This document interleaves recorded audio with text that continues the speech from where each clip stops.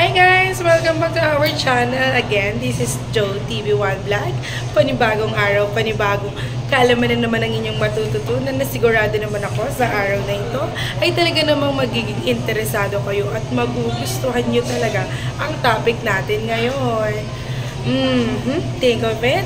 But, syempre tatapusin nyo yung video natin para naman masiyahan kayo para sa video na to.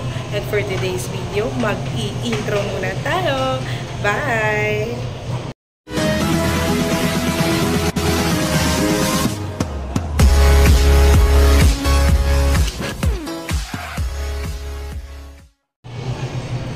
Hi! Welcome back! So, ayan na nga guys. Ito na nga ang topic natin ngayon. Ang topic natin ngayon ay paano mag-avail ng plan sa Globe and we get a free phone devices. Yes, you're right. Free phone devices po ang ino-offer ni Globe para sa mga plan, mag-a-avail ng plan na with device. Okay. So, ang laging number 1 na tanong sa akin dito is, ano nga bang requirements? Paano? Tsaka ano-anong mga plan?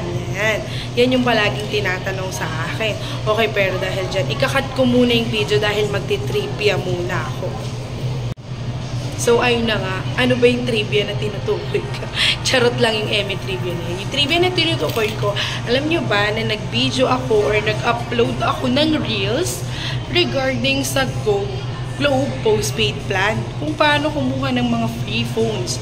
So, kaya naman talagang nahikayat akong mag-video ngayon or isama ko siya sa isa sa mga vlog ko dahil talaga naman tignan nyo, ayan siya. Umani talaga siya ng 8,000 views and as of now, talaga namang maraming nag-i-inquire sa akin. Maraming nag-PM, how po, ganyan. So, hindi ko talaga sila masagot lahat araw-araw kasi nga naman talaga, duty pa rin ako. But then, dahil nga sa dami ng views niya, nahikayat talaga ako na, eto na, ipa-vlog na natin siya. Okay, eto na, simulan na natin. Let's go! So, ayun na nga guys, pagsisimulan na tayo sa palaging pangunahing tanong kung how o paano nga ba tayo makakapag-avail ng Globe plan devices na may free phones. Okay. Ang tanong, paano ba mag-avail ng plan sa Globe? So, ayan. Meron tayong dalawang klase ng plan. So, yung plan na yon ay ang SIM only at ang merong device. So, with device. So, dahil ang topic natin ngayon ay yung may free phone. So, dun tayo pupunta sa topic na how to get a plan with free device. Okay. Number 1, ano-ano nga ba yung mga requirements na kailangan nating i-provide para makapag-apply tayo ng plan kay Globe? So, siguro ito muna yung questions na uunahin natin. Ganda talaga to is yung sa mga wala pang existing account kay Globe. Meaning to say, hindi pa po kayo, never pa kayong nag-apply ng Wi-Fi, ng plan, or anything sa Globe. Para maiwasan natin yung mga problem, like historic problem sa mga accounts natin, no?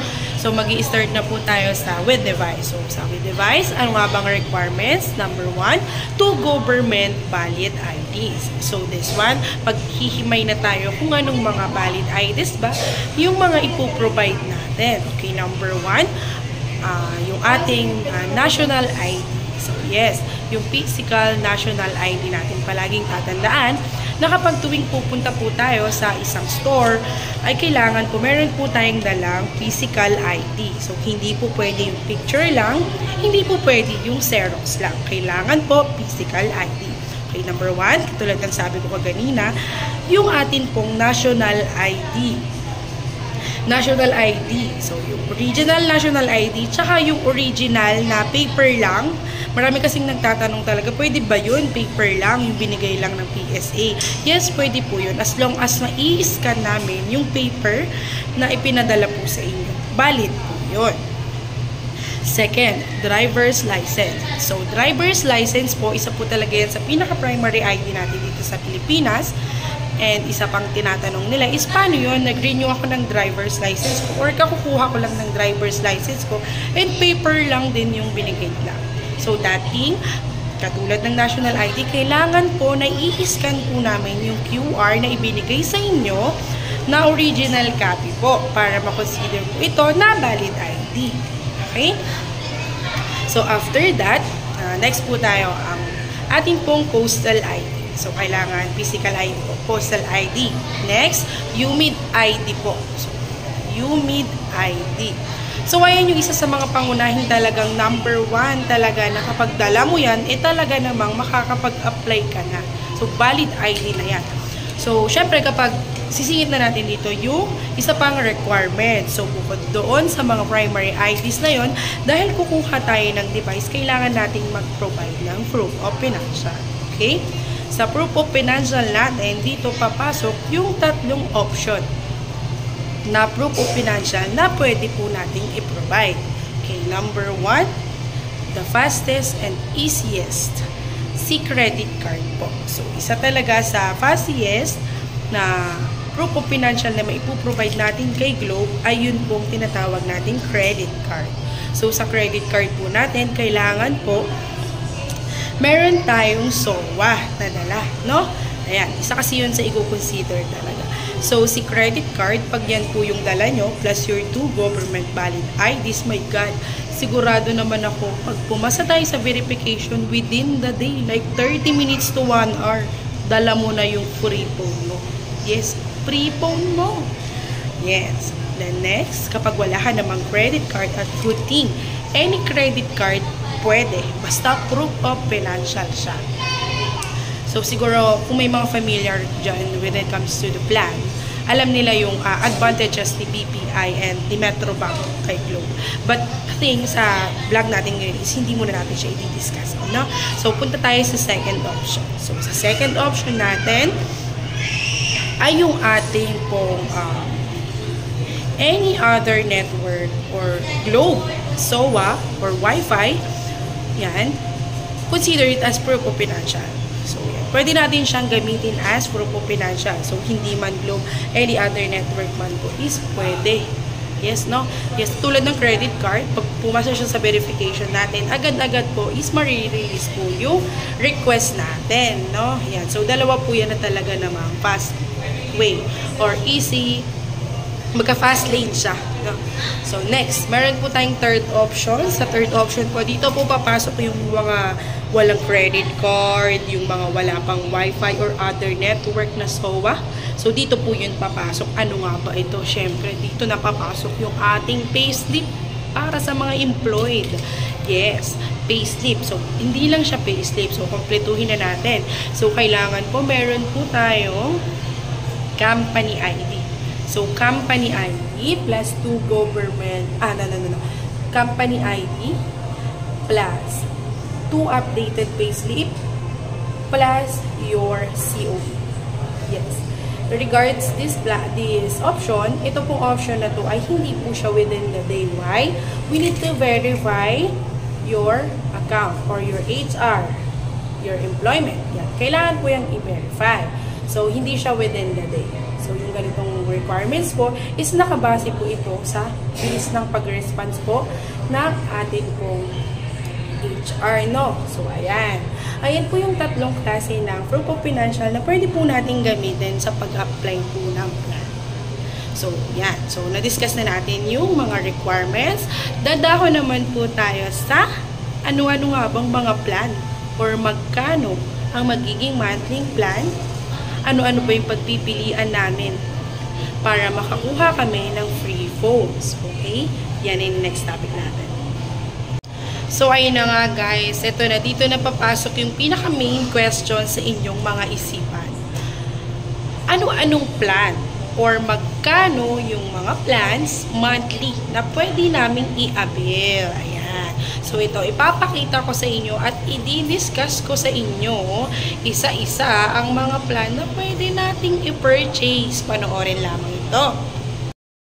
So, ito na nga yung details and list of plans na pwede nating i-avail or i-purchase kay Globe. Okay.